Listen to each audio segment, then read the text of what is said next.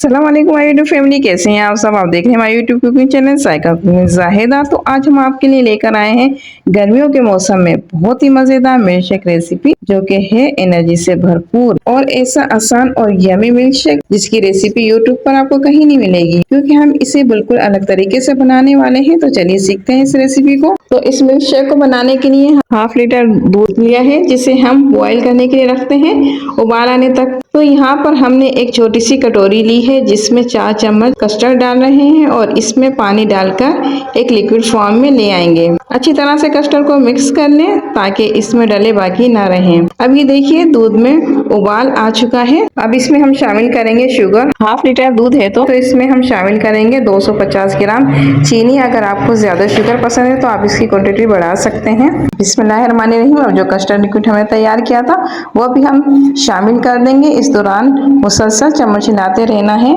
बहुत ही आसान सी ये रेसिपी है, जिससे आप आसानी कम वक्त में बना सकते हैं और मजा ले सकते हैं ऐसे मजेदार मिल्क शेक का। इस कस्टर्ड को हमने 5 मिनट तक पकाना है ताकि कस्टर्ड का कच्चापन दूर हो जाए और इसकी थिकनेस जो है जो हम चाहते हैं वो आ जाए इसमें। इसको ना ज्यादा हमने पतला रखना है ना ज्यादा गाढ़ा रखना है। अभी देखिए 5 मिनट हो चुके हैं।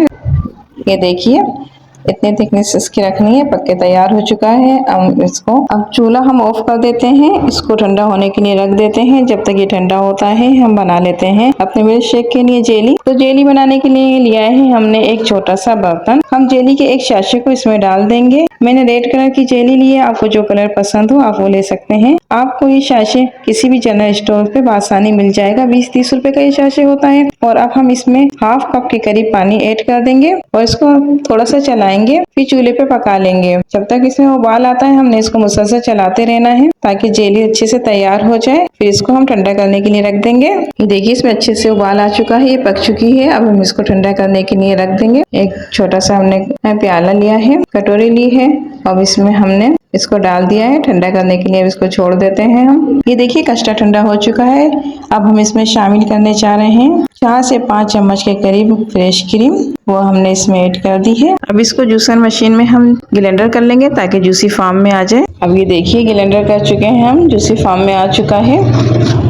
अब इसको ठंडा करेंगे हम। इसके लिए चाहिए हमें आइस।